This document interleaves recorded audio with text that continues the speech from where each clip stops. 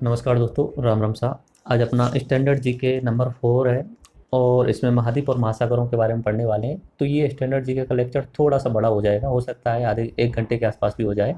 1 घंटे के आसपास हो जाएगा। तो इसमें पूरे महाद्वीप और महासागरों के बारे में मैं बात करूंगा और निश्चित सी बात है कि किसी भी एग्जाम में आपके लिए इससे 2 या 3 सवाल आपको मिल जाएंगे। तो मैं इसे 2 लेक्चर सीरीज में शामिल कर रहा हूँ। एक तो अपनी knowledge of truth KT series number 2 डाल रहा हूँ इसे, और स्टैंडर्ड जीके नंबर 4 डाल रहा हूँ। ठीक है, दोनों में जरूरी है, कोई भी जान सकता है महाद्वीप और महासागरों के बारे में, सारा इसमें डिटेल मिलेगा, सारी चीजें। ओके, तो शुरू करते हैं। सबसे पहले मैं आपको इंडेक्स बता देता हूँ। इंडेक्स में हम महाद्वीपों का क्षेत्रफल, बाकी डिस्क्रिप्शन में आपको पीडीएफ लिंक मिल जाएगी, और जहाँ जहाँ पे मुझे चित्र लगाने होंगे वो आपकी स्क्रीन पे मैं लगा दूंगा और आप इसे गहराई से देखते चलें। ओके, इंडेक्स देखते हैं। सबसे पहले पहले आप अपनी स्क्रीन पर इंडेक्स देखिए। सबसे पहले हम बात करेंगे क्षेत्रफल की दृष्टि से महाद्वीपों का क्रम देखेंगे कि सबसे बड़ा महाद्वीप कौन सा है, उसके बाद में कौन कौन सा आता है, उसके बाद में जनसंख्या की दृष्टि से महाद्वीपों को देखेंगे। ठीक है, आपको पता ही होगा 7 महाद्वीप हैं और 5 महासागर हैं। उसके बारे में डिटेल में बात आगे करेंगे। 7 महाद्वीपों के बारे में एक एक महाद्वीप को उठाएंगे। एशिया, अफ्रीका, उत्तरी अमेरिका, दक्षिण अमेरिका, अंटार्कटिका, यूरोप, ऑस्ट्रेलिया, इन सबको एक एक को उठाएंगे और इनके कुछ एक इंपॉर्टेंट फैक्ट्स देखने की कोशिश करेंगे कि कौन सबसे बड़ी झील है, कौन सी वहाँ पे सबसे ऊंची पर्वत चोटी है, वो इसमें देखने की कोशिश करेंगे। उसके बाद में मेरे पास इजराइल और फिलिस्तीन का एक मैप है, वो भी यहाँ आपको दिखाऊंगा और समझाने की कोशिश करूंगा कि कौन कौन से देश कहाँ पे। बाकी इजराइल और फिलिस्तीन का जो एक बहुत बड़ा विवाद चलता रहता है, वो अभी मैं समझा नहीं पाऊंगा, कभी बाद में, क्योंकि वो डिटेल्ड है, बहुत लंबा विवाद है, उसे समझाने में लंबा समय लगता है। पहले मैं आज महाद्वीप और महासागरों को क्लियर करा रहा हूँ। ओके, क्षेत्रफल की दृष्टि से महासागर देखेंगे कि 5 महासागर हैं। क्या सच में 5 महासागर हैं? कुछ एक सवाल ऐसे हैं, सर जी 4 महासागर भी हैं। देखो, महासागर एक ही होता है, ओरिजिनली में एक महासागर है, लेकिन 4 महासागर या 5 महासागर हमने अपनी पढ़ाई की दृष्टि से बनाए हुए हैं, तो हम 5 महासागर मान के चलेंगे। अगर कोई 4 बोल रहा है तो भी कोई दिक्कत नहीं है, लेकिन मान के हम 5 चलेंगे। ओरिजिनलिटी में पूरे विश्व का पानी एक दूसरे से कनेक्ट है, तो महासागर तो ओरिजिनलिटी में एक ही है, लेकिन हमने 5 माने हुए हैं। एनसीईआरटी वगैरह भी 5 मानती है, तो 5 मान के पढ़ेंगे। ओके, फिर उसके बाद में 7 महाद्वीपों की सबसे ऊंची चोटी कौन कौन सी है वो देखेंगे, और विश्व के 10 सर्वाधिक जनसंख्या वाले देशों के बारे में जानेंगे। अभी मैं इसमें वो भी नहीं लिख पाया, शुरुआती 4-5 जो देश हैं क्षेत्रफल के हिसाब से, उन्हें भी हम देख लेंगे। तो शुरू करते हैं अपना सबसे पहले क्षेत्रफल की दृष्टि से सबसे बड़े महाद्वीप। ओके, मेरे साथ में स्टूडेंट बैठे हुए हैं, तो मैं उनके साथ में सारा कुछ डिस्कस करते हुए आपको पढ़ाऊंगा, और बीच बीच में जहाँ पे भी मुझे आपको स्क्रीन पे मैप लगाना है स्क्रीन पे मैप लगाऊंगा, बोर्ड पे मैप बनाना है मैं बोर्ड पे भी मैप बनाऊंगा। तो क्षेत्रफल की दृष्टि से बात करते हैं। तो क्षेत्रफल की दृष्टि से पहले नंबर पे जो आता है वो अपना एशिया आता है। मैं सातों के नाम बोलता हूँ और उनका एरिया वाइज आपको मैं बताता हूँ। देखो, सबसे पहले आता है एशिया, दूसरा आता है अफ्रीका, तीसरा उत्तरी अमेरिका, चौथा दक्षिण अमेरिका, पांचवा अंटार्कटिका, छठवां यूरोप और सातवां ऑस्ट्रेलिया। मैं इस यहाँ पे मैप लगा दे। क्षेत्रफल की दृष्टि से 7 महाद्वीपों के नाम बता चुका हूँ मैं। पहले तो मैं आपको ज्योग्राफी वाले लेक्चर में ये बता भी चुका हूँ, द्वीप का क्या मतलब क्या होता है और महाद्वीप का मतलब क्या होता है। द्वीप का मतलब होता है ऐसा स्थलीय भाग जो चारों तरफ पानी से घिरा हो। जैसे यहाँ पे कोई जमीन है और इसके चारों तरफ अगर पानी पानी है तो उसे बोलते हैं द्वीप। और महाद्वीप का मैंने मतलब बताया था कि अगर वो द्वीप बड़ा हो जाए, महान हो जाए, तो वो महाद्वीप कहलाता है। ऐसे ही मैंने आपको उस लेक्चर में ये भी बताया था कि महासागर, सागर और झील क्या होते हैं। ठीक है, 3-4 पॉइंट बताए थे, एक बार दोबारा से रिवाइज कराता हूँ मैं। एक होता है द्वीप, एक होता है महाद्वीप और एक होता है प्रायद्वीप। ये 3 बिंदु आपको मैं पहले बता चुका हूँ और एक बार जल्दी से अब भी रिवाइज करा रहा हूँ। ये तो स्थलीय आकृतियां हैं, जमीन वाली, और इनके अपोजिट में जलीय आकृतियां भी बताई थी। द्वीप के अपोजिट में मैंने बताया था झील हो सकता है या तालाब या सागर हो सकता है। ठीक है, और सागर अगर बड़ा हो जाए तो वो महासागर बोला जाता है उसे। ठीक है, उसके अलावा प्रायद्वीप के अपोजिट में मैंने बताया था खाड़ी होती है। ओके, खाड़ी यानी 3 तरफ पानी से घिरा हुआ स्थल क्षेत्र, वो प्रायद्वीप यानी 3 तरफ पानी से घिरा हुआ स्थल, खाड़ी यानी 3 तरफ स्थल से घिरा हुआ पानी वाला क्षेत्र। तो ये मेरे हिसाब समझ में आएंगे। द्वीप यानी स्थलीय क्षेत्र जिसके चारों तरफ क्या हो, पानी हो। अगर द्वीप बड़ा हो जाए तो महाद्वीप। और ऐसा स्थलीय क्षेत्र यहाँ पे स्थल है लेकिन इसके 3 तरफ क्या है, पानी, जैसे कि अपना भारत वाला निचले वाला, तो इसे क्या बोलते हैं, दक्कन का प्रायद्वीप बोलते हैं। यहाँ अरब प्रायद्वीप, ये वाला अरब प्रायद्वीप होता है। इसके अपोजिट में होता है खाड़ी, यानी ऐसा पानी का क्षेत्र जिसके 3 तरफ जमीन हो, 1 2 3 इस तरीके से। देखिए यहाँ पे, देखिए ये वाला पानी है, इस साइड में भी जमीन है, इधर भी जमीन है और इधर भी जमीन है। कितनी साइड में जमीन हो गई, 3 साइड में जमीन हो गई। तो इसे क्या बोलते हैं, बंगाल की खाड़ी बोलते हैं। बंगाल वाला क्षेत्र है इसलिए इसे बंगाल की खाड़ी बोला जाता है। ये तो मुझे समझ में आ गया। तो अब बात करते हैं, 7 महाद्वीप हमने बनाए हुए हैं। पानी के हिसाब से समझ में आ रहा होगा, इसके चारों तरफ पानी है तो द्वीप, लेकिन बड़ा है तो क्या बोल दिया, महाद्वीप। इस तरीके से ये भी है। एक अकेला यूरोप ऐसा है जो प्रायद्वीप जैसा है, इसके 3 तरफ पानी है, 4 तरफ नहीं है, 3 तरफ। एक तरफ ये रहा, दूसरी तरफ ये रहा, तीसरी तरफ इधर की साइड में जमीन है। ठीक है, लेकिन ये पूरा दोनों को मिला के पहले बोला जाता था यूरेशिया महाद्वीप। पहले दोनों को मिला के यूरेशिया महाद्वीप बोला जाता था, लेकिन दोनों की जो ज्योग्राफिकल कंडीशन है, भौगोलिक कंडीशन है, बहुत अलग है। इसलिए यहाँ बीच में से एक पर्वतमाला जाती है, उसका नाम बोला था यूराल पर्वतमाला। यूराल पर्वतमाला से इधर की साइड में यूरोप और इधर की साइड में एशिया। तो सबसे बड़ा जो द्वीप है वो है अपना एशिया, क्षेत्रफल की दृष्टि से। ये एशिया सबसे बड़ा महाद्वीप है क्षेत्रफल की दृष्टि से सबसे बड़ा महाद्वीप कौन सा हुआ? एशिया। दूसरे नंबर पे कौन सा हुआ? अफ्रीका। तीसरा कौन सा हुआ? चौथा कौन सा हुआ? पांचवा? छठवां? यूरोप। और सातवां? ऑस्ट्रेलिया। तो ये 7 हैं, आपको कैसे भी नाम याद रखने पड़ेंगे। एक बार मेरे साथ में रिवाइज कर देना जल्दी से। 1, 2 अफ्रीका, 3, 4, 5, 6 यूरोप और 7 ऑस्ट्रेलिया। चलो इनका मैं क्षेत्रफल आपकी स्क्रीन पे लगा के आपको दिखा देता हूँ कितना है स्क्रीन पे। देखो एशिया का जो क्षेत्रफल बैठता है वो करीब करीब 4,43,91,162 किलोमीटर स्क्वायर होता है। ठीक है। अफ्रीका का 3,02,44,049 किलोमीटर स्क्वायर। क्षेत्रफल किलोमीटर स्क्वायर में होगा ना हमेशा। ठीक है। क्षेत्रफल किलोमीटर स्क्वायर में होता है, घनत्व किलोमीटर क्यूब में होता है। नॉर्थ अमेरिका का 2,42,47,039। उसके बाद में साउथ अमेरिका, दक्षिण अमेरिका का 1,78,00,000। ये बाकी घटता जाता है और सबसे कम किसका है? ऑस्ट्रेलिया का। इनमें से आपको कुछ भी याद नहीं रखना है, डाटा याद नहीं रखना है कि कितना क्षेत्रफल है, बिल्कुल भी नहीं रखना है। इतना पता होना चाहिए सातों महाद्वीपों का क्रम क्या है। आगे समझ में बात? ओके। अब देखिए इस सातों महाद्वीपों के बारे में एक एक करके मैं रोचक बातें बताता चल रहा हूँ। ठीक है। जनसंख्या का बाद में बताऊंगा, पहले सातों महाद्वीपों की एक एक रोचक बातें बताते चलते हैं। तो सबसे पहले हम शुरू करते हैं किसके बारे में? एशिया के बारे में। एशिया को यूरोप से अलग करने वाली कौन सी लाइन है? यहाँ पे कौन सा पर्वतमाला बताया था मैंने? यूराल पर्वतमाला। ठीक है, यूराल है। और यहाँ पे बीच में इस जगह पे एक सागर है, समुद्र सागर या झील बोल सकते हो आप, इन द हिंटरलैंड एरिया, यानी अंदरूनी भाग में जो समुद्र से नहीं जुड़ा हुआ है। इसका नाम है कैस्पियन सागर। क्या नाम है? कैस्पियन सागर। और इसका पानी जो है वो खारा है। ठीक है। अगर ये समुद्र से नहीं जुड़ा हुआ है तो इसे झील बोला जाएगा। ठीक है। तो विश्व की सबसे बड़ी झील कौन सी है? कैस्पियन सागर। कौन से महाद्वीप में पड़ रही है? एशिया महाद्वीप में।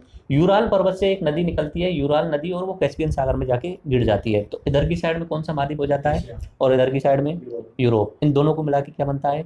यूरेशिया बनता है दोनों को। ठीक है। अब एशिया में यहाँ पे ऊपर की साइड में एक देश है जिसका नाम है रूस। इस जगह पे थोड़ा सा भाग उसका यूरोप में आता है और बाकी पूरा का पूरा हिस्सा उसका आता है अपने एशिया में। ये विश्व का क्षेत्रफल की दृष्टि से सबसे बड़ा देश है। कौन सा है ये? रूस। इसे रसिया भी बोलते हैं। यहाँ की ज्यादातर जनसंख्या तो यूरोप वाले क्षेत्र में रहती है, इधर ही रहती है। इधर की साइड का ये पूरा हिस्सा अंडर में किसके आता है? रूस के में आता है। ठीक है। इधर की साइड में सेंट पीटर्सबर्ग वगैरह ये सारे शहर इधर की साइड में है, रूस की राजधानी जो है। लेकिन मेन चीज ये है कि इसका एरिया सबसे ज्यादा कौन से एरिया में आ रहा है? अपना एशिया वाले हिस्से में आ रहा है।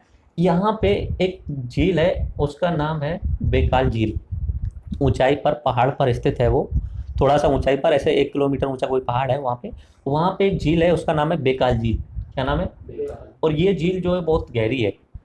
ये एक झील जो है वो गहरी है, गहराई का मुझे नाम पूरा पता नहीं है कितनी गहरी है, लेकिन ये जो गहराई है ये पूरे विश्व में सबसे ज्यादा गहरी झील है। आ गया समझ में? विश्व की सबसे गहरी झील कौन सी हुई? बेकाल झील। विश्व की सबसे बड़ी झील कौन सी हुई? कैस्पियन झील। कैस्पियन झील या कैस्पियन सागर। ठीक है। खारे पानी की या मीठे पानी की है? खारे पानी की है। तो विश्व की सबसे बड़ी भी यही हो गई और खारे पानी की भी यही होगी। अब स्पेशली मीठे पानी की पूछेंगे तो मैं आगे बताने वाला हूँ। ओके, ये समझ में आ गया। उसके बाद में मैं आपको इधर की साइड में मैप में यहाँ ले जाता हूँ। ये जो आपको क्षेत्र दिख रहा होगा इसे मैं बना देता हूँ ढंग से, इस तरीके से। अफ्रीका और एशिया महाद्वीप को अलग करने वाली यहाँ पे एक नहर है, उस नहर का नाम है स्वेज नहर। क्या नाम है? स्वेज नहर। ये अंग्रेजों के द्वारा बनाई गई थी 1869 के आसपास में। 1860 में 50 में इनका काम शुरू हुआ था, 15-20 साल बनने में लगे थे। ये स्वेज नहर है। तो अफ्रीका महाद्वीप को एशिया महाद्वीप से अलग करने वाली नहर कौन सी है? विश्व की सबसे व्यस्ततम नहर है ये, क्योंकि अपना इंडिया का, चाइना का ज़्यादातर अगर माल यूरोप में भेजना है, देखो यही तो डेवलप हो रहे हैं इंडिया, चाइना और यूरोप। इनका अगर संबंध इधर की साइड में रखना है या तो ये रास्ता है ऊपर हो गया या ये सीधा सीधा रास्ता है, तो सीधा सीधा रास्ता अपनाते हैं तो स्वेज नहर होके वहाँ से निकलते हैं। ठीक है। ये आपको पता ही है कौन सा सागर है या कौन सी खाड़ी है? अरब सागर या अरब खाड़ी। यहाँ पे कौन सा सागर है? छोटा, या लाल खाड़ी बोल सकते हैं या लाल सागर बोल सकते हैं, इसे रेड सी बोलते हैं। आगे समझ में? ये लाल सागर है। यहाँ पे एक देश है, इस जगह पे एक देश है जिसका नाम है इजराइल। इजराइल। ओके। इजराइल एक जो अपना ज्यूज होते हैं, ज्यू जिन्हें यहूदी बोलते हैं हिंदी में, ज्यू धर्म के लोगों का देश है। और वहाँ पे एक शहर है जिसका नाम है जेरूसलेम। उस जेरूसलेम में अपने ईसाई, यहूदी और इस्लाम, इन तीनों धर्मों के जो संस्थापक हैं, मोहम्मद साहब तो बहुत बाद में आए हैं, लेकिन आदम जी और जो पुराने थे वो जेरूसलेम में ही उनकी शुरुआत होती है। तो 3 धर्म की शुरुआत कहाँ से हो रही है? इजराइल के जेरूसलेम से। ठीक है। इजराइल के जेरूसलेम से। इजराइल जो है वो बाद में बना है इजराइल का। और यहाँ पे एक छोटी सी जगह है इस साइड में, इसे बोलते हैं अपन फिलिस्तीन बोलते हैं। ठीक है। फिलिस्तीन बोलते हैं, और इसका एक छोटा सा हिस्सा यहाँ पे है जिसे बोला जाता है गाजा पट्टी। तो यहाँ पे इजराइल में और फिलिस्तीन में झगड़ा चलता रहता है। ये इश्यू बहुत बड़ा है, विश्व के सबसे बड़े इश्यूज में है, मतलब आज के समय पे अगर कोई झगड़े की बात की जाए सबसे बड़ा इश्यू ये है, ठीक है। लेकिन अभी इसका डिटेल नहीं कर रहा हूँ मैं बात करने वाला था उसके बारे में। यहाँ पे एक सागर है, इजराइल के पास में जॉर्डन देश भी है, तो वहाँ पे एक सागर है या झील है, छोटी झील है, उसका नाम है डेड सी या मृत सागर। झील है, अंदर है, अगर समुद्र से टच नहीं है तो उसे झील ही बोला जाता है, ठीक है। तो उसका नाम है मृत सागर, और मृत सागर जो है वो बहुत नीचाई पर स्थित है। विश्व की सबसे नीचाई पर स्थित झील कौन सी हो जाएगी? मृत सागर। अब कंफ्यूज तो हो रहे होंगे आप, ये और ये इन दोनों में कंफ्यूज हो रहे हैं क्या? ये सबसे गहरी है, ऊंचाई पर स्थित है लेकिन गहराई उसकी ज्यादा है। लेकिन ये जो झील है मृत सागर, ये शुरू ही नीचाई से होती है, नीचाई से शुरू होती है और उतना ही ज्यादा, इसकी गहराई ज्यादा नहीं है। लेकिन विश्व की सबसे नीचाई पर स्थित झील कौन सी है?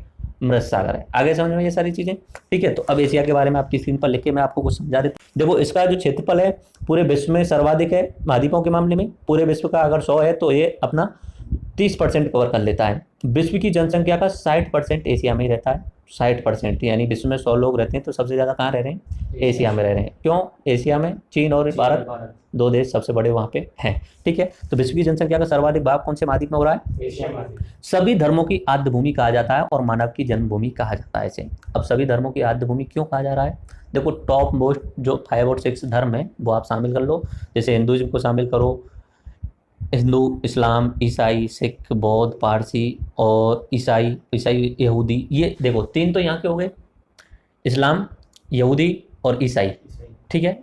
अगर जनसंख्या की दृष्टि से बात की जाए तो पहले नंबर पे आता है ईसाई धर्म, जनसंख्या के मामले में 200 करोड़ से ज़्यादा लोग हैं ईसाई धर्म को मानने वाले। उसके बाद आता है अपना मुस्लिम धर्म और तीसरे नंबर पे आता है हिंदू धर्म, ठीक है। तो उनमें से शुरुआती जो टॉप है वो तो ईसाई और मुस्लिम, तो यहीं पे जेरूसलेम नाम का जो जगह है वहाँ पे शुरू हो रहे हैं, ओके। उसके बाद अपने इंडिया में बाकी जितने भी हैं, ठीक है, बाकी जितने भी धर्म बने हैं वो अपने इंडिया में बने हुए हैं। जैसे कि हिंदुइज्म है ही, उसके अलावा सिख, जैनिज्म, बौद्धिज्म, वो इसी में है। पूरे विश्व की अगर धर्मों की अगर स्थली माना जाएगा तो किस महाद्वीप को माना जाएगा?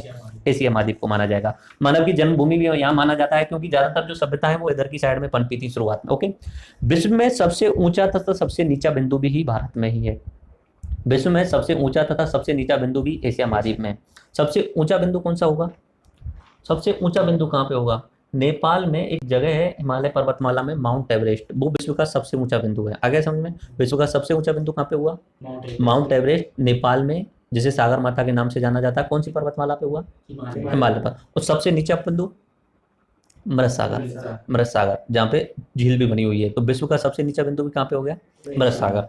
ऐसे ही अगर समुद्र की बात की जाए तो वो वैसे तो महासागर में आएगा, लेकिन फिर भी मैं यहाँ पे बता देता हूँ। यहाँ पे इस जगह पे विश्व में सबसे गहरी, नीचाई की साइड में समुद्र के अंदर जाते हैं तो सबसे गहराई अगर कोई खाई है तो वो इस जगह पे है, अपने फिलीपींस के पास में। इसे बोला जाता है मेरियाना ट्रेंच। इसकी गहराई जो है वो 11 किलोमीटर के आसपास में, ठीक है, 11,000 मीटर के आसपास में। तो विश्व की सबसे गहराई वाला अगर महाद्वीप में पूछ लिया जाए तो एशिया महाद्वीप में। नॉर्मली महाद्वीप नहीं पूछेंगे तो महासागर पूछेंगे तो वो प्रशांत महासागर में, आगे बताता हूँ उसे, ओके। अब बात करता हूँ बेकाल झील। बेकाल झील बता चुका हूँ। बेकाल झील कौन से देश में है? कौन सा देश है?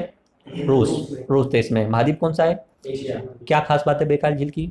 विश्व की सबसे गहरी झील है, ओके। उसके बाद में कैस्पियन सागर, इसकी क्या खास बात है? कैस्पियन सागर कौन से महाद्वीप में? एशिया महाद्वीप में। इसकी खास बात क्या हुई? इसकी, ये विश्व का सबसे बड़ी झील है और खारे पानी की झील है, ठीक है, ओके। खारे पानी की भी है और वैसे भी नॉर्मली अगर पूछ लिया जाए सीधा सीधा सबसे बड़ी झील कौन सी है तो कैस्पियन सागर।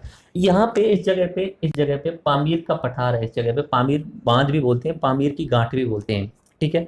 इधर की साइड में हिमालय पर्वतमाला, इधर हिंदुकुश पर्वतमाला, इस तरीके से 3-4 पर्वतमालाओं को जोड़ती है पामीर की पठार। इस पामीर की पठार की जो ऊंचाई है विश्व में सबसे ज्यादा है, 7 किलोमीटर के आसपास में। फिक्स डाटा याद मत करना, 7 किलोमीटर के आसपास में।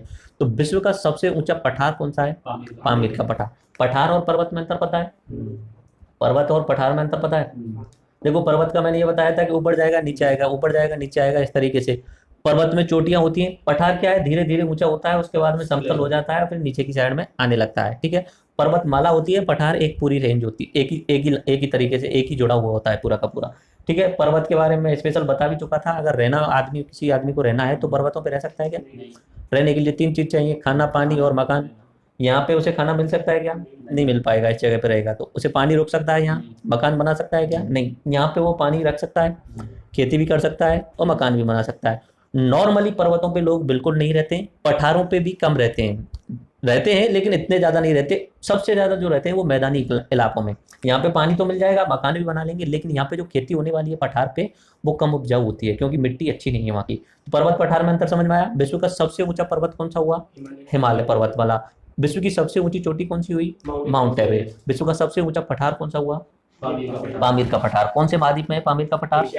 एशिया महाद्वीप। ओके, उसके बाद मैं बात करता हूँ कि विश्व का जो सबसे बड़ा मैदान है, मैदान यानी नदियों के द्वारा जो जल के साथ में मिट्टी बहा के लाई जाती है तो उससे मैदान बन जाता है। तो विश्व का सबसे बड़ा जो मैदान है वो अपना ही गंगा सिंधु ब्रह्मपुत्र का मैदान है, ये वाला। इस तरीके से गंगा यमुना नदियां आती हैं, इधर की साइड में सिंधु नदी जाती है और इधर की साइड में ब्रह्मपुत्र नदी। तो ये वाला जो पूरा क्षेत्र बन जाता है इसे गंगा ब्रह्मपुत्र और सिंधु नदी का मैदान बोला जाता है।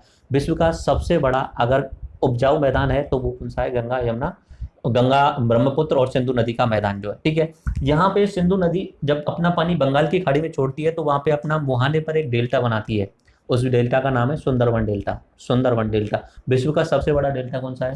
सुंदरवन डेल्टा। मुहाने पे पानी जब छोड़ती है तो अलग अलग वितरकाओं में बढ़ जाती है। जैसे कि ये नदी आ रही है यहाँ से कोई, ठीक है, जब ये पानी को नीचे समुद्र में छोड़ने वाली होती है तो ये अलग अलग पद इस तरीके से निकल जाती है, तो इसे बोला जाता है डेल्टा। मुहाने पे अलग अलग बिखर जाना। तो विश्व का सबसे बड़ा डेल्टा कहाँ पे है? अपना सुंदरवन डेल्टा है, ठीक है।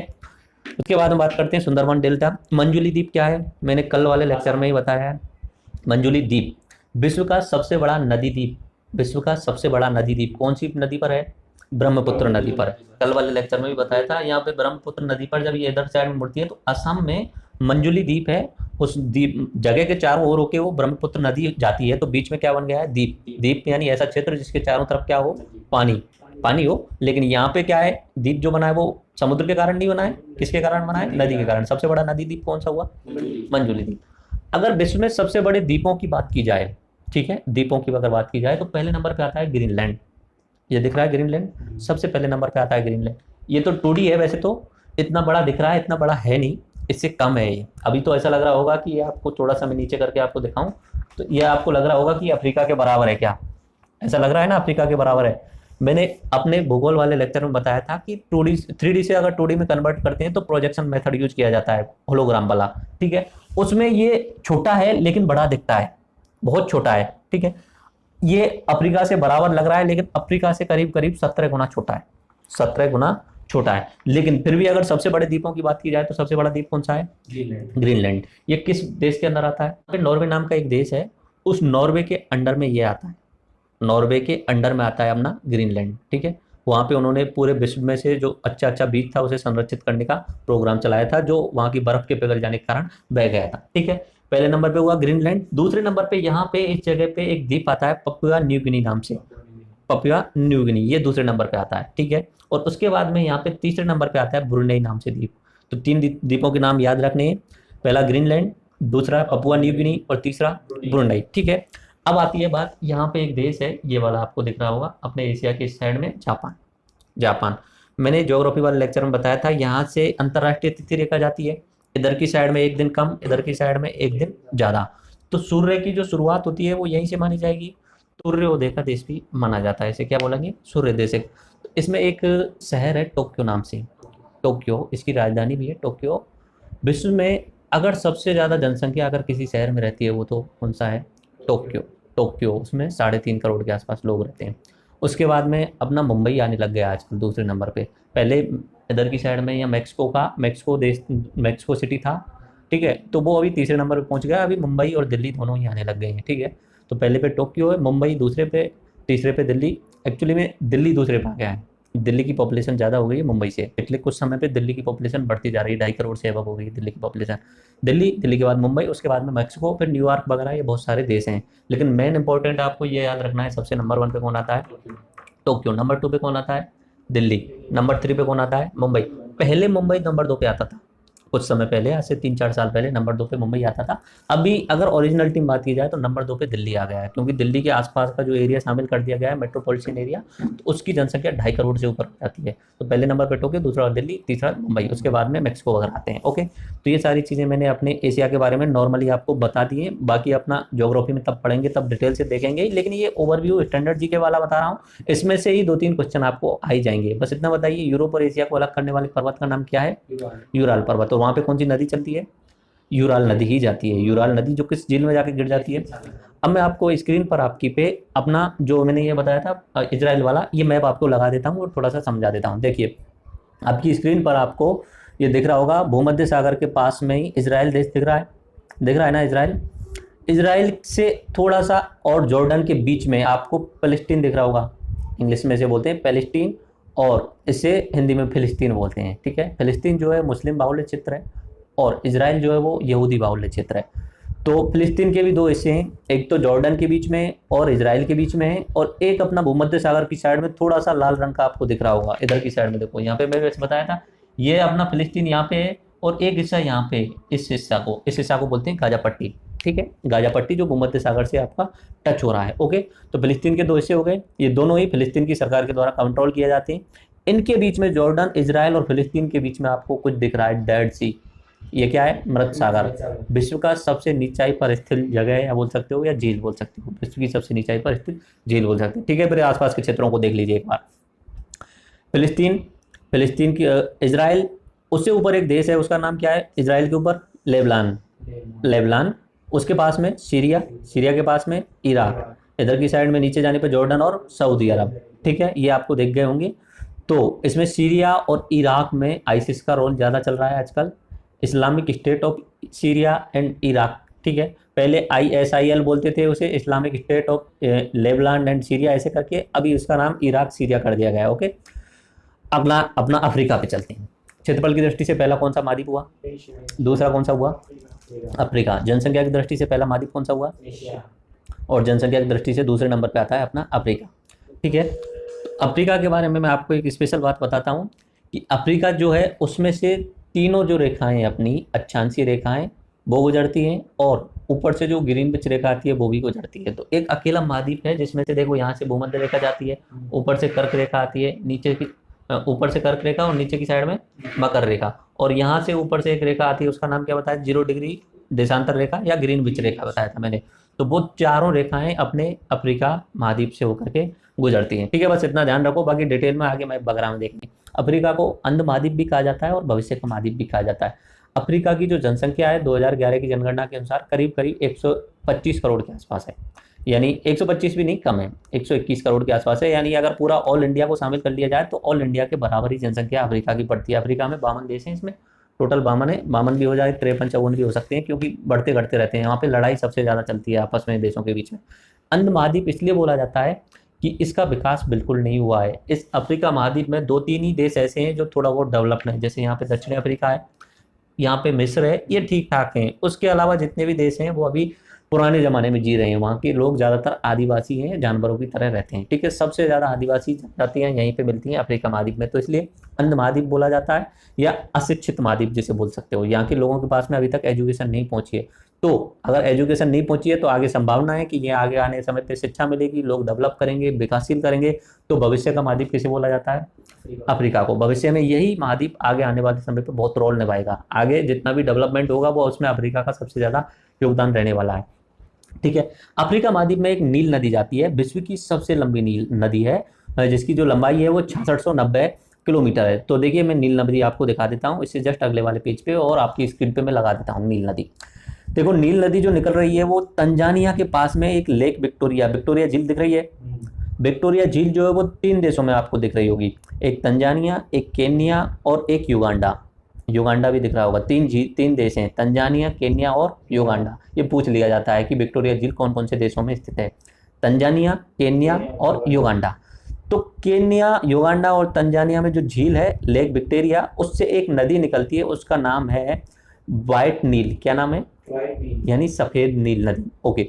इधर की साइड में इथोपिया नाम के एक देश में आइए, वहां पे आपको लेक ताना दिख रही होगी, तना नदी या टाना झील। इथोपिया में आपको लेक टाना दिख रही होगी, यानी टाना झील। उसमें से एक नदी निकल रही है, उसका नाम है ब्लू नील। व्हाइट नील और ब्लू नील नदी मिलकर के क्या बना रही है, प्रॉपर नील नदी, ओके। तो विश्व की सबसे लंबी नदी अगर माना जाता है वो नील नदी को माना जाता है। ये ऊपर की साइड में जा रही हैं और भूमध्य सागर में जाकर के अपना पानी छोड़ देती हैं, ओके। मिल कौन सी जगह पे रही हैं ये दोनों नदियाँ, कौन से देश में मिल रही हैं, सूडान में मिल रही हैं। सूडान में खार्तूम नाम का एक शहर है, वहाँ पे जाकर के मिल रही हैं। तो मेरे हिसाब से ये समझ में आ गया होगा, सूडान से पास करते हुए कौन सा देश है, इजिप्ट यानी मिस्र। तो एक चीज याद रखो, लेक विक्टोरिया से निकल रही है नील नदी, वो व्हाइट नील है, और लेक टाना से निकल रही है वो ब्लू नील है। दोनों आकर के मिल रही हैं सूडान के खार्तूम में, और ऊपर की साइड में इजिप्ट में जा रही हैं। अच्छा, ये ऊपर की तरफ पानी थोड़ी जा रहा है, ऐसा तो नहीं लग रहा कि यार नीचे से पानी ऊपर की तरफ कैसे जा सकता है। पहले भी बता चुका हूँ, ये मैं इस तरीके से पढ़ा रहा हूँ। बाकी तो पृथ्वी जो है वो अपनी गोल है, वो ऊंचाई नीचाई किसी भी जगह हो सकती है। इस मैप को आप इस तरीके से भी रख सकते हो, तब तो आपको लगेगा नहीं। ठीक है, तो आई थिंक ये समझ में आ गया होगा। आगे अफ्रीका के बारे में बात करते हैं। स्वेज जल संधि, स्वेज जल संधि या स्वेज नहर बता ही चुका हूँ मैं पहले भी। ठीक है, ये कौन कौन से महाद्वीपों को अलग करती है? स्वेज, एशिया और अफ्रीका। बाकी अफ्रीका की नदियों के नाम बता देता हूँ, अभी नहीं बताने वाला, डिस्क्रिप्शन में सिर्फ नाम बता रहा हूँ। नील नदी है, कांगो नदी है, नाइजर नदी है, जाम्बेजी नदी है, ये अफ्रीका की नदियां हैं। आगे कभी और देखेंगे। अफ्रीका की एटलस पर्वतमाला सबसे बड़ी पर्वतमाला है। अफ्रीका की एटलस पर्वतमाला सबसे बड़ी पर्वतमाला है, और वहाँ पे अफ्रीका में सारा मरुस्थल है, और अफ्रीका में सोना, हीरा, प्लेटिनम, कोबाल्ट, क्रोनियम, इन सब की खानें मिलती हैं। और किम्बरले नाम की एक जगह है, वहाँ पे हीरे की सबसे बड़ी खान है। ठीक है, ओके। आगे बात करते हैं अपना उत्तरी अमेरिका। तो ये आप अफ्रीका का देख लिया, उत्तरी अमेरिका के बारे में चलते हैं। 2 महाद्वीप कंप्लीट हुए। क्षेत्रफल की दृष्टि से तीसरा नंबर किसका आता है? क्षेत्रफल की दृष्टि से तीसरा नंबर किसका आएगा? पहला किसका है? दूसरा, तीसरा, चौथा दक्षिण अमेरिका, पांचवा अंटार्कटिका, छठवां, सातवां। अब बात कर रहे हैं हम तीसरे वाले की, क्षेत्रफल की दृष्टि से अपना जो है उत्तरी अमेरिका। उत्तरी अमेरिका में होने को तो छोटे छोटे द्वीप वाले बहुत सारे देश हैं, 22-23 के आसपास देश हैं, लेकिन इसमें 3 देश सबसे ज़्यादा इंपॉर्टेंट हैं। ये वाला ऊपर का, यहाँ पे इस देश का जो नाम है वो है कनाडा। एक सेकंड में यहाँ पे कर देता हूँ इस साइड में। ये कनाडा देश है, ये USA, United state of America, जिसका नाम आप रोजाना टीवी में सुनते हो, वो ये यूएसए, ये वाला यूएसए। ये तो पूरा उत्तरी अमेरिका, ये पूरा दक्षिण अमेरिका। ठीक है, ये हुआ कनाडा, ये हुआ यूएसए, और ये हुआ मैक्सिको। ये 3 देश ही इंपॉर्टेंट है, बाकी भी और सारे छोटे छोटे द्वीपीय देश हैं। ओके, यहाँ पे मैंने इसे अलग कर दिया है। क्यों इसे अलग क्यों किया है? क्योंकि ये एक राज्य है अमेरिका, यूएसए का। किसका है? यूएसए का एक राज्य है ये। यूएसए में 50 राज्य हैं, पहले 49 थे। ये वाला जो जगह है ये रूस के अंडर में आता था। किसके अंडर में? रूस के अंडर में। ये वाला जो रूस है, यहाँ से टच है ना। ठीक है, बीच में कौन सी जल संधि आती है? बीच में कोई जल संधि आती है? बेरिंग जल संधि। बेरिंग जल संधि से होकर अंतर्राष्ट्रीय जल तिथि रेखा भी पास होती है, अंतर्राष्ट्रीय तिथि रेखा। तो यहाँ पे बेरिंग जल संधि आती है। ओके, तो ये जो है अमेरिका ने, यूएसए ने रूस से खरीद लिया है, तो ये 50वां राज्य है, 50वां राज्य है। उत्तरी अमेरिका की बात करते हैं। ये 50वां राज्य मैं आपको बता चुका हूँ। तो एक खारे पानी की या विश्व की सबसे बड़ी झील मैंने बताई थी, उसका नाम क्या बताया था? कैस्पियन सागर। ऐसे ही यहाँ पे उत्तरी अमेरिका और कनाडा के बीच में 5 झीलें हैं लगातार। ठीक है, उनमें से एक झील है जिसका नाम है सुपीरियर झील। सुपीरियर झील वो मीठे पानी की झील है। विश्व की सबसे बड़ी मीठे पानी की झील कौन सी है? सुपीरियर, लेक सुपीरियर बोलते हैं। ये 5 झीलें, 5 झीलों के नाम आगे अपने लेक्चर में देखेंगे। इन 5 झीलों को मिलाकर के बोला जाता है great lake, great lake of north America. उत्तरी अमेरिका की महान झीलें बोला जाता है इन 5 झीलों को। ओके, इसमें से इंपॉर्टेंट कौन सी हुई? सुपीरियर हो गई। ठीक है, सुपीरियर हो गई। कौन कौन से देशों के बीच में हो रही है? कनाडा और यूएसए के बीच में। ओके, 5 झीलों को ग्रेट वेल्स बोला जाता है, ग्रेट लेक्स बोला जाता है। और एक चीज मैंने पहले भी बताई थी आपको कि अमेरिका, दक्षिण अमेरिका, अंटार्कटिका और ऑस्ट्रेलिया को आज से 500 साल पहले कोई नहीं जानता था। आज से 500 साल पहले इनके बारे में जानते ही नहीं थे लोग। अंटार्कटिका, ऑस्ट्रेलिया, दक्षिण अमेरिका और उत्तरी अमेरिका। सन 1492 में यहाँ से एक पुर्तगाली व्यक्ति जिसका नाम था कोलंबस अपना इंडिया खोजने निकला था। इधर की साइड में ये वाला रास्ता खोजने के लिए, इंडिया ढूंढने के लिए निकला था, क्योंकि उस समय यहाँ तुर्की वाले लोगों ने यह रास्ता बंद कर दिया था उनके लिए, यूरोपीय लोगों के लिए। उन्हें व्यापार करना था तो उन्हें दूसरा रास्ता खोजना था। एक चीज और दोबारा मैं बता देता हूँ, सन 1700 तक पूरे विश्व में सबसे ज्यादा अमीर देश जो था वो कौन था? अपना इंडिया। पूरे विश्व की जीडीपी का 30% अगर रुपए आता था वो इंडिया से आता था। उसके बाद में 26% चाइना से आता था। सन 1700 तक अमेरिका नाम का कोई देश था ही नहीं, लोग रहते ही नहीं थे। ठीक है, यूरोप भी बहुत पीछे था। सन 1700 तक पहले नंबर पे कौन था? अपना इंडिया। आज के समय पे भारत की कंडीशन बहुत खराब है। पूरे विश्व की जीडीपी का केवल 3% भारत के पास में, जबकि सन 1700 तक कितना था? 30% है। कारण क्या हुआ? अंग्रेजों की शोषण वाली नीतियां, जिसके कारण पूरा भारत कमजोर होता चला गया और भारत में औद्योगिक क्रांति अभी तक नहीं आई है सही ढंग से। जिस समय औद्योगिक क्रांति सफल हो जाएगी भारत में, उस समय भारत भी डेवलप हो जाएगा। तो यहाँ से एक व्यक्ति निकला पुर्तगाल से 1492 में, कोलंबस नाम का। खोजना तो उसे इंडिया था, लेकिन वो इधर की साइड जाने की बजाय इधर पहुंच गया। ठीक है, कहाँ पहुंच गया? उत्तरी अमेरिका वाले क्षेत्र में। वहां उसे नई जगह दिखी। नई जगह को लैटिन भाषा में बोला जाता है अमेरिका। ठीक है, नई जगह को बोला जाता है अमेरिका। तो उसने उस जगह का नाम रख दिया अमेरिका। बाकी वो पहुंचा तो यहाँ पे छोटे छोटे द्वीपों के पास में था, इंडीज द्वीप बोल दिया उन्होंने वेस्ट इंडीज। खोजने तो इंडिया को निकला था, अब इंडिया नहीं मिला तो अपनी मन की संतुष्टि के लिए उन्होंने उन द्वीपों का क्या नाम रख दिया, वेस्ट इंडीज। यहाँ पे बहुत सारे छोटे छोटे जो देश हैं वेस्ट इंडीज के हिस्से में आते हैं, जमैका, ट्रेवडो, अपना क्रिसकेल वगैरह, ये सारे वहीं के हैं। ठीक है, तो यहाँ से उसने यूएसए की खोज कर ली थी 1492 में। उसके बाद वो इधर की साइड में भी गया था, तो यहाँ दक्षिण अमेरिका की भी खोज कोलंबस ने ही कर ली थी। तो ये समझ में आ गया 500 साल पहले यहाँ पे इसमें कोई भी आदमी नहीं रहता था। होने को अगर बात की जाए, अगर सही ढंग से बात की जाए, तो हमारी जो पृथ्वी है इस पे युग चलते रहते हैं। कभी आता है हिमयुग आता है, कभी आता है ग्रीष्म युग आता है, मतलब तापमान कम या ज़्यादा होता रहता है पूरी पृथ्वी पर। अभी नॉर्मल टेम्परेचर है, हो सकता है आगे आने वाले समय पे टेम्परेचर बहुत ज़्यादा बढ़ता जाए। अब तक जितने भी वैज्ञानिकों ने अन्वेषण करके पता निकाला है, तो उन्हें पता चला है कि कभी कभी ऐसा होता है कि पृथ्वी का तापमान ज़्यादा पहुंच जाता है, 60 डिग्री 70 डिग्री एवरेज में पहुंच जाता है। कभी कभी ऐसा होता है पृथ्वी का और ओवरऑल तापमान नेगेटिव में भी चला जाता है। तो उनके हिसाब से मानना है कि कोई समय ऐसा रहा होगा कि यहाँ पे बेरिंग जल संधि है, इधर की साइड में कौन सा देश है, रूस, इधर की साइड में कौन सा है, अमेरिका, यूएसए या अमेरिका। ठीक है, ठीक है, और इधर की साइड में कौन सा है, यूएसए, रूस, इधर की साइड में रूस है, और बीच में कौन सी जल संधि है, बेरिंग जल संधि है। अगर किसी समय शीत युग आया होगा तो यहाँ से लोग बेरिंग जल संधि में बर्फ जम जाने के कारण यहाँ से रूस से उत्तरी अमेरिका में पार करके चले गए होंगे। ठीक है, और वो रह रहे थे यहाँ पे, जिन्हें देसी इंडियन वहाँ का बोला जाता था, देसी लोग, नेटिव पीपल्स ऑफ उत्तरी अमेरिका का। लेकिन जब से यहाँ से इधर की साइड से यूरोपीय लोगों ने जाना शुरू किया, यूरोपीय लोग ने उन्हें जबरदस्ती मार दिया। आज के समय पे नाम मात्र नेटिव लोग बचे हुए हैं जिन्हें आदिवासी लोग बोल सकते हैं। बाकी जितने भी लोग हैं वो कहाँ के हैं, यूरोप के ही हैं।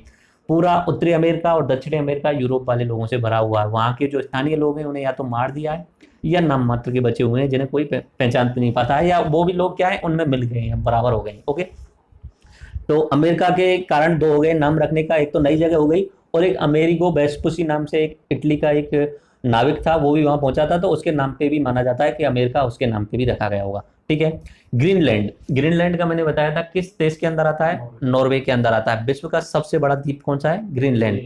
लेकिन महाद्वीप में अगर शामिल करके बोला जाए तो इसे किस महाद्वीप में शामिल किया जाता है, उत्तरी अमेरिका में ही शामिल, क्योंकि यूरोप से दूर पड़ रहा है तो इसे उत्तरी अमेरिका का हिस्सा मान लिया जाता है। आ गया समझ में। ओके, रॉकीज पर्वतमाला है यहाँ पे, रॉकीज पर्वतमाला है और अपलेशियन पर्वतमाला है। इसके बाद में कुछ एक नदियों के नाम बता देता हूँ, सेंट लॉरेंस है, मिसिसिपी नदी है, मिसूरी नदी है, और कोलोराडो। ये 3-4 नदियों के नाम बता दिए, बाकी ये डिटेल में हम ज्योग्राफी वाले लेक्चर में देखेंगे। इतना मैं बता रहा हूँ, इसमें से आपको 2 या 3 क्वेश्चन निश्चित मिल जाएंगे किसी भी एग्जाम में, देख लेना, क्योंकि बहुत सारी चीज़ कवर हो रही है इस बारे में। अपना फोर्थ चलते हैं, अपना दक्षिण अमेरिका। खोज किसने की है, कोलंबस ने की है। यहाँ खोज करने के बाद वेस्ट इंडीज के बाद नीचे की साइड में चला गया। इंडिया कोई खोज कर रहा था, उसे तो मिला नहीं, लेकिन बाद में किसको मिला था इंडिया, 1498 में किसको मिला था, वास्को डी गामा। इस सारे रास्ते से आया था, 1498 में केरल में पहुंचा था, तो उसे 1498 में इंडिया मिला था। लेकिन कोलंबस इधर की साइड में भटकता रहा, तो उसने दूसरी जगह कौन सी खोज ली, दक्षिण अमेरिका वाली। ओके, तो यहाँ पे विश्व की सबसे लंबी पर्वतमाला है, इस तरीके से इस साइड में चलती जाती है और नीचे तक जाती है। इसकी जो लंबाई है वो 7000 किलोमीटर है, विश्व की सबसे लंबी। लंबाई में ऊंचाई में अंतर समझ में आ रहा है। सबसे ऊंची कौन सी है, हिमालय पर्वतमाला। कौन से महाद्वीप में हुई, एशिया। सबसे लंबी कौन सी हुई, एंडीज पर्वतमाला। कौन से महाद्वीप में हुई, दक्षिणी अमेरिका। ओके, इसमें यहाँ पे एक झील है जिसका नाम है, इस एंडीज पर्वतमाला के ऊपर ही एक झील है जिसका नाम है टिटिकाका झील। क्या नाम है, टिटिकाका झील। तो ये सबसे ऊंचाई पर स्थित झील है, विश्व की सबसे ऊंचाई पर स्थित झील का नाम क्या हुआ, टिटिकाका। अब कंफ्यूज तो नहीं हो रहे किसी चीज में, कंफ्यूज हो रहे हो। सबसे ऊंचाई पर स्थित झील कौन सी हुई, टिटिकाका। कौन से महाद्वीप में हुई, सबसे नीचाई पर स्थित झील कौन सी हुई, मृत सागर। मृत सागर कौन से महाद्वीप में हुई, एशिया महाद्वीप में। ओके, सबसे गहरी झील कौन सी हुई, बेकाल झील। कौन से देश है, रूस। महाद्वीप कौन सा है, सबसे बड़ी झील कौन सी हुई, सबसे बड़ी झील कौन सी हुई, कैस्पियन सागर। खारा पूछे भी नहीं तो भी सबसे बड़ी झील कौन सी हुई, कैस्पियन सागर। कौन से महाद्वीप में, एशिया महाद्वीप में। और मीठे पानी की सबसे बड़ी झील कौन सी हुई, सुपीरियर। कौन से महाद्वीप में, उत्तरी अमेरिका में। आगे समझ में, तो ये सारी चीजें क्लियर हो गई होंगी। अब आती है बात, सबसे लंबी नदी तो मैं बता चुका हूँ, नील नदी। एक लंबाई में और चौड़ाई में अंतर होता है, ठीक है। एक तो ऐसे लंबी नदी निकल जाए, एक होता है उसका फैलाव ज्यादा होना, इस तरीके से फैलाव ज्यादा होना। तो सबसे लंबी नदी जो है वो अपनी युगांडा, केन्या और तंजानिया के जो लेक विक्टोरिया से निकल रही है वो नील नदी है। लेकिन इस महाद्वीप में यहाँ से इधर की साइड से एक नदी निकलती है, उसका नाम है अमेजन नदी, ठीक है। और अमेजन नदी की जो चौड़ाई है वो ज़्यादा है, कैचमेंट एरिया है वो ज़्यादा है, तो इसमें विश्व में सबसे ज़्यादा पानी बहता है इस वाली नदी में। सबसे बड़ी नदी कौन सी हो गई? अमेजन नदी। कौन से महाद्वीप में हो गई? बड़ी में और लंबाई में अंतर समझ में आ गया। सबसे लंबी नदी कौन सी हो गई? नील नदी। पानी अगर सबसे ज्यादा लेके जा रही है तो सबसे बड़ी नदी हो गई, वो कौन सी हो गई? अमेजन नदी। तो अमेजन नदी वाला जो क्षेत्र है, ये यहाँ पे जो क्षेत्र बनता है, इसे इसके आसपास में चारों तरफ पानी ही पानी भरा हुआ है। नदियों के कारण बहुत सारी नदियां निकल के जाती हैं, अमेजन में मिलती जाती हैं। तो बहुत घने जंगल है वहाँ पे, घने जंगल। तो उन्हें बोला जाता है अमेजन वर्षा वन जंगल। ठीक है, अमेजन जंगल बोल सकते हैं या अमेजन वर्षा वन। वहाँ पे बारिश भी बहुत ज्यादा होती है क्योंकि भूमध्य रेखा के पास में ये। ठीक है, और भूमध्य रेखा के पास होने के कारण बारिश भी ज्यादा है और नदी तो जा ही रही है, पानी की कोई कमी नहीं है। तो यहाँ पे बहुत घने जंगल हैं। विश्व में सबसे ज्यादा घने जंगल कहाँ पे? अमेजन नदी के चारों तरफ अमेजन वन जिन्हें बोला जाता है। ठीक है, तो सबसे ज्यादा वन पाए जाते हैं। तो यहाँ पे कार्बन डाइऑक्साइड मात्रा कम पाई जाएगी या ज्यादा? कम पाई जाएगी। और ऑक्सीजन की मात्रा ज्यादा। तो विश्व के फेफड़े किसे बोला जाता है? अमेजन वनों को बोला जाता है। अमेजन जंगलों को क्या बोला जाता है? विश्व के फेफड़े यानी लंग्स ऑफ द वर्ल्ड। कारण क्या है? सबसे ज्यादा ऑक्सीजन कहाँ मिल रही है? इस पूरे वाले क्षेत्र में मिल रही है। ये ज्यादातर जो नदी है ये पूरे ब्राजील देश में होकर बहती है, वैसे इधर से निकलती है। सबसे ज्यादा इसका जो क्षेत्र है वो ब्राजील में बहता हुआ है। अब दक्षिण अमेरिका का सबसे बड़ा जो देश है वो ब्राजील है। इतना बड़ा है यहाँ पे, और क्षेत्रफल की दृष्टि से भी बड़ा है और जनसंख्या की दृष्टि से भी बड़ा है ब्राजील। ओके, अमेजन का मतलब समझ में आ गया। अमेजन विश्व की सबसे बड़ी है। अमेजन जंगल विश्व के फेफड़े क्यों कहा जाता है? क्योंकि सबसे घने जंगल वहां पे हैं, सबसे ज्यादा ऑक्सीजन वहां पे मिलती है। अगर आपने एनाकोंडा वगैरह ऐसी मूवी वगैरह अगर देखी हो, तो वो जितनी भी मूवी बनती हैं जंगलों वाली या डिस्कवरी वाले जितनी भी खोज करते हैं वो इस जंगलों में करते हैं, अमेजन वर्षा वनों में। यहाँ पे अलग अलग प्रकार के जानवर मिलते हैं, बिल्कुल ही डिफरेंट मिलते हैं बाकी जगहों से। विश्व में बहुत सारी ऐसी आदिवासी जनजातियां यहाँ पे रहती हैं जिनका आज तक हमें पता भी नहीं लगा है। सामान्य मानवों को वहां पहुंच पाना ही मुश्किल हो रहा है। ठीक है, कोशिश करते हैं, बिल्कुल अलग ही टाइप के लोग रहते हैं, तो वहाँ की उनकी जानकारी पूर्ण नहीं है। अफ्रीका के लोगों का तो पता चल गया, लेकिन यहाँ पे जो जंगल है वो बहुत ज्यादा घने, तो वहाँ पहुंच नहीं पाते। ओके, तो सबसे ज्यादा अगर घने जंगल है तो वो अमेजन वाले हैं। ये हम आपको समझ में आ गए होंगे। पनामा नहर, यहाँ पे इस जगह पे उत्तरी अमेरिका और दक्षिण अमेरिका के बीच में एक पनामा नहर है। पनामा देश के अंदर में आती है वो। ये कौन से महासागरों को जोड़ रही है? अटलांटिक महासागर और प्रशांत महासागर। कौन से देशों को, महाद्वीपों को अलग कर रही है? उत्तरी अमेरिका और दक्षिण अमेरिका को। आ गया मेरे हिसाब से ये सारी चीजें समझ में। देख लीजिए आपकी स्क्रीन पर मैं यूनाइटेड नेशन की सुपीरियर लेक वाली जो झील है उनका मैप लगा देता हूँ। ठीक है, देखो यूनाइटेड स्टेट ऑफ अमेरिका और कनाडा के बीच में आपको लेक सुपीरियर झील दिख रही होगी। ये विश्व की सबसे बड़ी मीठे पानी की झील है। इसके साथ में आपको 3-4 झील और दिख रही होंगी, लेक ओरेनियो, लेक ओरेंटियो। इनके नाम मैं बाद में दिखाऊंगा आपको। दूसरा मैप आप देख लीजिए दक्षिण अमेरिका का। दक्षिण अमेरिका में आपको ब्राजील सबसे बड़ा दिख रहा होगा। ठीक है, ऊपर से लेकर नीचे तक एक पर्वतमाला जा रही है, इसका नाम क्या है? एंडीज पर्वतमाला। तो विश्व की सबसे लंबी पर्वतमाला कौन सी है? एंडीज पर्वतमाला। 4 कवर हुए, आप 5वें महाद्वीप पे आते हैं। 5वां महाद्वीप जो है वो अंटार्कटिका महाद्वीप है। ठीक है, नीचे की साइड में दिख नहीं रहा होगा शायद, कैमरे में दिख रहा है क्या? ओके, अंटार्कटिका महाद्वीप नीचे की साइड में, मान लीजिए नीचे की साइड में अंटार्कटिका महाद्वीप। इसका ज्यादातर हिस्सा जो है वो बर्फ से ढका हुआ है। 98% बर्फ से ढका हुआ है। बर्फ का रंग कैसा होता है? सफेद होता है, तो इसे श्वेत महाद्वीप भी बोला जा सकता है। ठीक है, और यहाँ पे किसी भी देश का कब्जा नहीं है, किसी भी देश का कोई कब्जा नहीं है। यूनाइटेड नेशन जो विश्व का सबसे ऊंचा संस्थान है, उसने रूल बनाए हुए हैं कि यहाँ पे कोई भी देश अपना कब्जा नहीं कर सकता। ये जो महाद्वीप है वो विज्ञान के लिए समर्पित है। ठीक है, साइंस के लिए डेडिकेटेड महाद्वीप है। तो कोई भी देश यूनाइटेड नेशन की परमिशन लेके यहाँ पे अपना प्रयोगशाला स्थापित कर सकता है। भारत ने अब तक 3 प्रयोगशाला यहाँ पे स्थापित की हुई हैं। तीनों के नाम याद रखना बहुत जरूरी है। मैं बोल रहा हूँ जरूरी है, मतलब जरूरी है, क्योंकि बहुत बार एग्जाम में पूछा जा चुका है।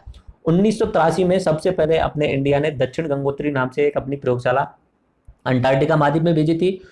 1989 में, 1989 में मैत्री नाम से भेजी थी, और 2012 में भारतीय नाम से भेजी है। तो ये तीनों के नाम और तीनों के क्रम याद रहने चाहिए। आरएस में, आईएएस में, पुलिस लेवल तक के एग्जाम में भी बहुत बार पूछा जा सका है। ठीक है, बर्फ से ढका हुआ 98% है। इसका खोजकर्ता कोई जेम्स कुक है, नाम बिल्कुल याद मत रखना। निर्जन महाद्वीप है, यहाँ पे लोग नहीं रहते हैं। श्वेत महाद्वीप है, सफेद महाद्वीप है। ठीक है, लोग बिल्कुल नहीं रहते हैं। हाँ, श्वेत महाद्वीप है, और खास बात यह है कि यहाँ पे जो लोग रहते हैं वो नॉर्मली 3-4 हजार के आसपास जो वैज्ञानिक हैं वही रहते हैं। वैज्ञानिकों ने वहाँ पे बर्फ ही बर्फ ढकी हुई है, पहली बात तो वहाँ रहना ही मुश्किल हो जाता है। 3-4 हजार के आसपास वैज्ञानिक रहते हैं। जब सर्दियों का मौसम होता है, यानी 6 महीने अंधेरे दिन होते हैं उनके लिए, तब वहाँ से ज़्यादातर लोग निकल के आ जाते हैं, वैज्ञानिक भी। वहाँ पे कुछ 500-600 के आसपास बचते हैं। बाकी जब 6 महीने दिन होता है वहाँ पे, और थोड़ा बहुत टेम्परेचर ठीक ठाक होता है, टेम्परेचर होगा तो वही नेगेटिव में, लेकिन फिर भी थोड़ा ठीक ठाक रहेगा।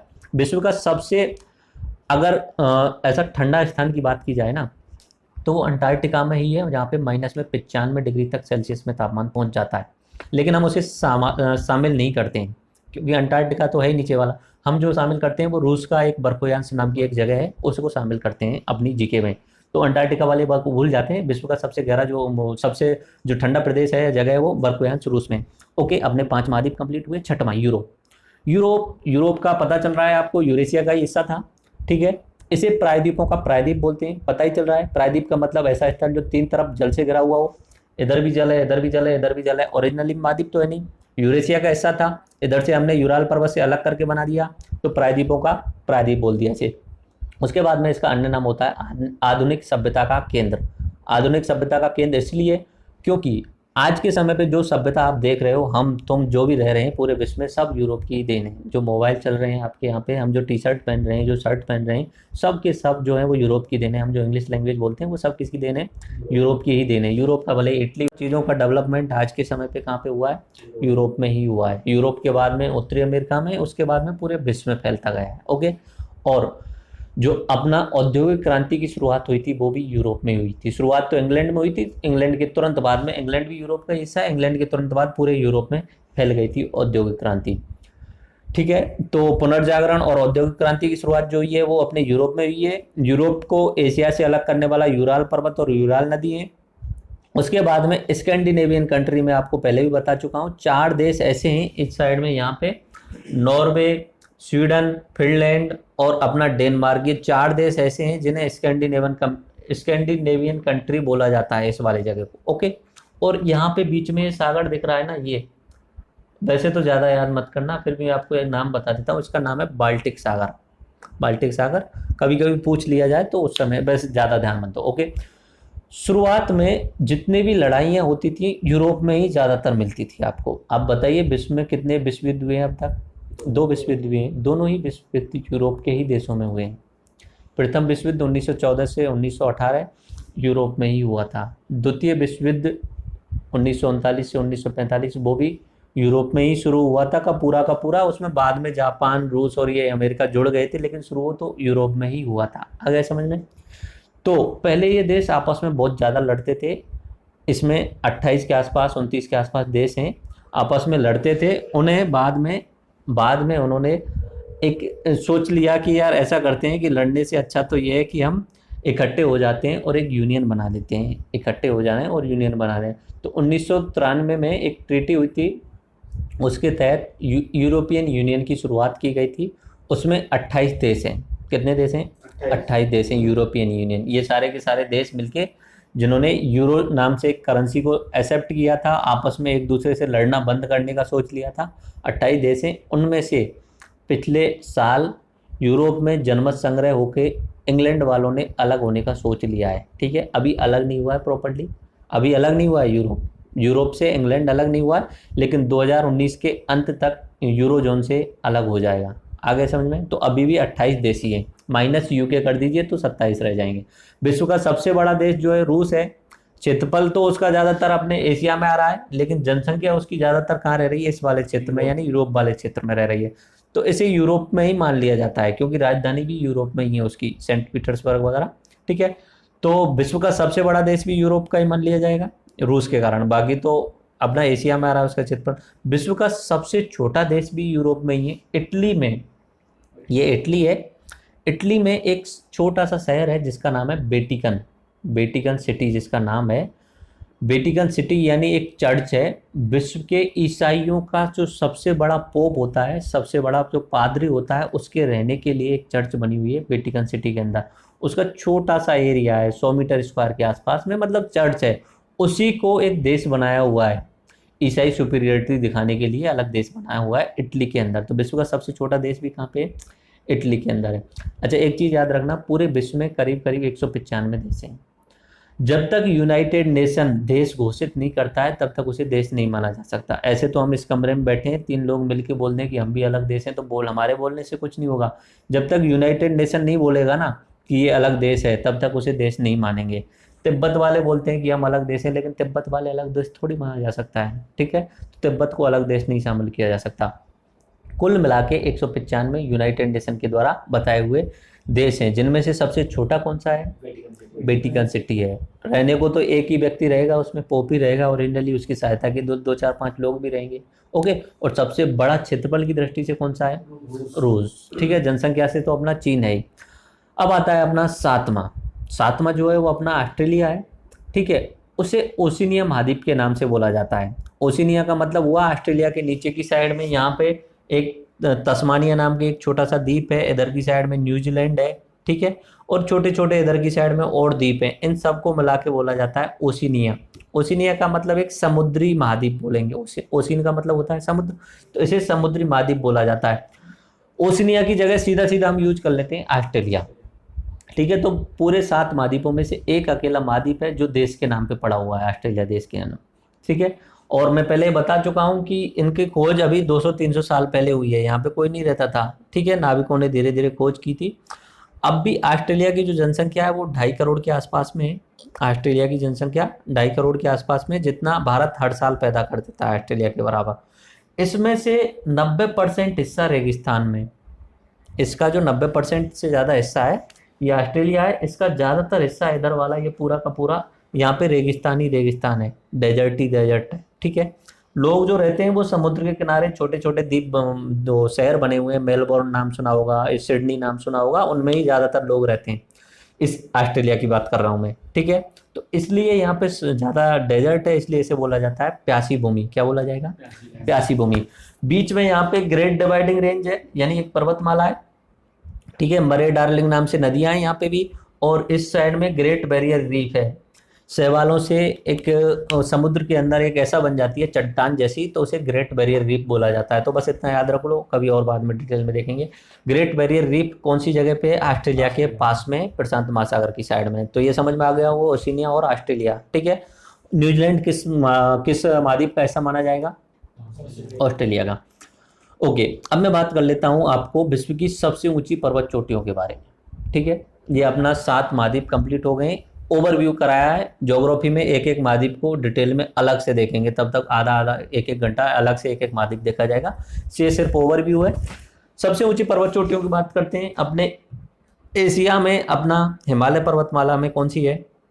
Mount Everest. ठीक है, ये विश्व की सबसे ऊंची भी है और एशिया की भी सबसे ऊंची है। ठीक है, उसके बाद करते हैं अफ्रीका की बात। अफ्रीका में यहाँ पे एक किलिमंजारो नाम से एक चोटी है। अफ्रीका की सबसे ऊंची कौन सी हो गई? किलिमंजारो। ठीक है, किलिमंजारो मैंने आपको ज्वालामुखियों में भी बताया था। ठीक है, किलिमंजारो ज्वालामुखियों में भी बताया था। उसके बाद उत्तरी अमेरिका पे आते हैं। उत्तरी अमेरिका में माउंट मैकिन्ले नाम से है। उसके बाद में दक्षिणी अमेरिका में एकांकगुआ है। उसके बाद में अंटार्कटिका में माउंट विंसन है। उसके बाद में अपना यूरोप में माउंट एल्ब्रुस है, और अपना ऑस्ट्रेलिया में माउंट कैस्किस्को है। ठीक है, तो मैं मैप में आपको ये दिखाता हूँ। मैप देखिए आप, नीचे की साइड में मैप आपको दिख रहा होगा। एशिया की सबसे ऊंची जो चोटी दिख रही है वो कौन सी है? Mount Everest. अफ्रीका की सबसे ऊंची चोटी माउंट किलिमंजारो। उत्तरी अमेरिका की दिख रही होगी आपको माउंट मैकिन्ले। दक्षिणी अमेरिका की आपको दिख रही होगी माउंट एकांकगुआ। उसके बाद में अंटार्कटिका की माउंट विंसन। उसके बाद में यूरोप की माउंट एल्ब्रुस। उसके बाद में ऑस्ट्रेलिया की माउंट कॉस्किस्को। तो ये याद रख लेना, डायरेक्ट पूछ लिया जाता है कि उत्तरी अमेरिका की सबसे ऊंची चोटी कौन सी है, बताओ कौन सी है सबसे ऊंची चोटी? उत्तरी अमेरिका की माउंट मैकिन्ले। ऐसे पूछ लिया जाएगा। दक्षिणी अमेरिका की सबसे ऊंची चोटी कौन सी है, बताओ? माउंट। ऑस्ट्रेलिया की सबसे ऊंची चोटी कौन सी है? माउंट कॉस्किस्को। जो भी ध्यान रह जाए वो उतना काफ़ी है, कॉस्किस्को जितना भी बोल सकते हैं। ओके, अब बात करते हैं हम महासागरों के बारे में। 7 महाद्वीप हो गए। महासागरों का ओरिजिनली मैंने बताया था सिर्फ एक महासागर है। ठीक है, हमने पढ़ाई की दृष्टि से 5 महासागर बनाए हुए हैं। सबसे बड़ा कौन सा है? पहला ये वाला कौन सा है? प्रशांत महासागर। इधर भी है और इधर भी है। क्यों है इधर? पृथ्वी कैसी है? 3D में है, तो यहाँ का पानी यहाँ से टच है। ओके, प्रशांत महासागर। दूसरे नंबर पे आता है अपना अटलांटिक, यहाँ से लेके नीचे तक। Okay, Atlantic. तीसरे नंबर पे आता है अपना हिंद महासागर, ये वाला पूरा क्षेत्र, ये वाला पूरा क्षेत्र, ये कौन सा हुआ? हिंद महासागर। चौथे नंबर पे आता है यहाँ पे नीचे की साइड में ये इतना सा पानी वाला क्षेत्र, इसे बोलते हैं अंटार्कटिका, या इसे साउथर्न ओशियन यानी दक्षिणी महासागर भी बोलते हैं। और 5वें नंबर पे आता है ये ऊपर वाला, जिसे क्या बोलेंगे? आर्कटिक महासागर। ये 5 हुए। क्षेत्रफल की दृष्टि से आप दोबारा से बोलते चलिए। पहले नंबर पे कौन सा हुआ, दूसरा, तीसरा हिंद महासागर, चौथा अंटार्कटिका या दक्षिणी महासागर, और पांचवा आर्कटिक या उत्तरी महासागर हो गए। इनमें सबसे बड़ा प्रशांत महासागर जो कुल जल का 31% ग्रहण कर लेता है। ओके, इसका आप मैप देख लीजिए महासागरों का। एक बार मैप मैं आपको दोबारा दिखा देता हूँ। नीचे की साइड में चलने पर मैप देखने से पहले उसका एरिया देख लीजिए, कितना एरिया कवर करते हैं। ठीक है, पहले नंबर पे पैसिफिक ओशियन यानी प्रशांत महासागर। प्रशांत, प्रशांत, शांत का मतलब क्या होता है, शांत रहने वाला, कूल डाउन रहने वाला। पीस का मतलब क्या होता है, शांत। तो पीस यानी पैसिफिक, पीस महासागर यानी पैसिफिक महासागर, उसका हिंदी में नाम क्या रख दिया, प्रशांत महासागर। ओके, उसका जो क्षेत्रफल वो बैठ रहा है अपनी अर्थ की टोटल का, उसका करीब करीब 30%, 31% के आसपास में। उसके बाद में अटलांटिक, अटलांटिक कितना ग्रहण कर रहा है, 20.8%। इंडियन ओशन यानी हिंद महासागर कितना ग्रहण कर रहा है, 14.4%। साउथर्न ओशन यानी दक्षिणी महासागर क्या ग्रहण कर रहा है, 4%। और आर्कटिक ओशन कितना ग्रहण कर रहा है। ठीक है, इन्हें आप मैप में दोबारा से नीचे की साइड में देख लीजिए। पैसिफिक ओशन आपको दिख रहा होगा, दोनों साइड में दिख रहा होगा। ठीक है, एशिया के और उत्तरी अमेरिका के बीच में आपको दिख रहा होगा, ये क्या है, एशिया और उत्तरी अमेरिका के बीच में कौन सा है, प्रशांत महासागर है। ओके, दूसरे नंबर पे आपको अटलांटिक दिख रहा होगा, तीसरा इंडियन दिख रहा होगा, चौथा साउथर्न ओशियन है और पांचवा आर्कटिक ओशियन है। ठीक है, अब मैं एक सवाल पूछ लेता हूँ, ऑस्ट्रेलिया और अफ्रीका के बीच में कौन सा महासागर है, जल्दी से बताइए तुरंत। ऑस्ट्रेलिया और अफ्रीका के बीच में कौन सा महासागर है, जल्दी से बताइए। इंडियन ओशन यानी हिंद महासागर है। दक्षिण अमेरिका और अफ्रीका के बीच में कौन सा महासागर है, अटलांटिक है। उत्तरी अमेरिका और यूरोप के बीच में कौन सा महासागर है, अटलांटिक महासागर। उत्तरी अमेरिका और यूरोप के बीच में कौन सा है, अटलांटिक। एशिया और उत्तरी अमेरिका के बीच में कौन सा महासागर है, पैसिफिक यानी प्रशांत महासागर। देखिए ढंग से, एशिया देखिए और उत्तरी अमेरिका देखिए। एशिया और उत्तरी अमेरिका कौन सा हुआ बीच में, ऑस्ट्रेलिया और दक्षिण अमेरिका के बीच में बताइए। ऑस्ट्रेलिया ये रहा, दक्षिण अमेरिका ये रहा, बीच में कौन सा है, प्रशांत महासागर। ओके, ये अपने 5 महासागर हुए हैं, क्षेत्रफल की दृष्टि से मैंने आपको बता दिए हैं। उसके बाद में मैं आपको बात करते हैं अपना अगला टॉपिक जो चलता है वो अपना विश्व के क्षेत्रफल की दृष्टि से। क्षेत्रफल की दृष्टि से तो मैं बाद में बताऊंगा, पहले जनसंख्या की दृष्टि से सबसे बड़े देशों के नाम बता देता हूँ आपको। सबसे बड़ा जो देश है वो कौन सा है जनसंख्या की दृष्टि से, आपकी स्क्रीन पर देख लीजिए, चीन। चीन की जनसंख्या जो है वो करीब करीब, ये 2015 के आंकड़े हैं, 2015 और 16 के आंकड़े हैं। 2011 में तो चीन की 135 थी और इंडिया की 121 करोड़ थी, तो ये 2016 के आंकड़े करीब। तो चीन का 2016 में 140 करोड़ है, इंडिया का 133 करोड़ है और यूएस का कितना है, 33 करोड़। ओके, 32 पॉइंट कुछ ऐसा है, तो 33 करोड़ मान लेता हूँ। चौथे नंबर पे आता है अपना इंडोनेशिया, इंडोनेशिया। और 5वें नंबर पे आता है अपना ब्राज़ील, 20.92। ये 2016 के आंकड़े हैं। अगर मैं 2016 में यूपी की जो जनगणना निकालता हूँ वो करीब करीब 23 करोड़ के आसपास में पहुँचेगी। ठीक है, तो 5वें नंबर पे हम ब्राज़ील से ऊपर निकल के आ जाएंगे। आ रहा है समझ में कुछ, तो 5वें नंबर पे अपना ब्राज़ील ब्राज़ील की जगह यूपी आ सकता है अगर स्पेशल देश की बात की जाए तो। ओके, उसके बाद में पाकिस्तान, नाइजीरिया, बांग्लादेश, रूस और मैक्सिको जो देश है वो। इसमें एक चीज़ याद रखना, जो 7वां नंबर है, 7वां नंबर नाइजीरिया। अफ्रीका महाद्वीप का सबसे बड़ा देश कौन सा हुआ जनसंख्या की दृष्टि से, नाइजीरिया। ये याद रखना है, पूछ लिया जाता है कभी कभी। अफ्रीका महाद्वीप का सबसे बड़ा जनसंख्या की दृष्टि से कौन सा देश हुआ, नाइजीरिया हुआ। उसके बाद में तीसरे वाले नंबर पे कौन है, तीसरे वाले नंबर पे, अच्छा एक चीज़ बताइए, इन टॉप 10 में आपको कोई यूरोप का देश दिख रहा है, कोई भी यूरोप का देश दिख रहा है क्या, एक भी यूरोप का देश नहीं दिख रहा होगा। आप शामिल करें तो रूस को मान सकते हो, लेकिन रूस का भी ज़्यादातर हिस्सा एशिया में।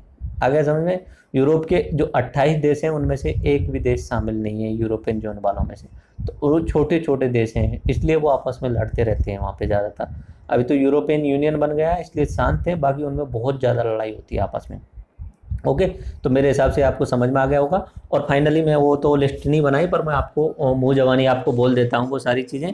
मैं आपको बता देता हूँ कि जो अपना क्षेत्रफल की दृष्टि से जो टॉप 7 देश हैं उनके नाम मैं बता देता हूँ, पहले भी बता चुका हूँ।